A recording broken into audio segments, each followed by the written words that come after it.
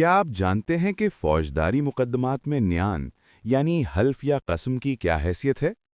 न्यान का मतलब है हल्फ उठाना, यानी अल्लाह को गवाह बनाकर कोई बात कहना। लेकिन कानून में इसकी हैसियत वो नहीं जो आम लोग समझते हैं।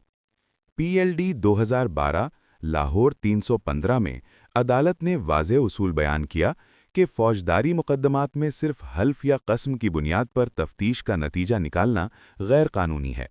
क्यों? क्योंकि फौजदारी निज़ाम सिर्फ शवाहिद, गवाहों और ठोस सबूत पर चलता है, ना कि कस्मों पर। अब एक मिसाल देखते हैं।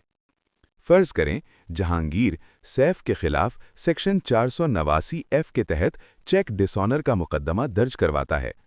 सैफ पुलिस ऑफिसर के सामने आकर कहता है, मैं हल्फ देने को तैयार हूं कि मेरा जहांगीर के साथ कोई लेन देन नहीं था और न ही मैंने कोई चेक दिया। क्या पुलिस सिर्फ इस हल्फ पर यकीन करके तफ्तीश रोक सकती है?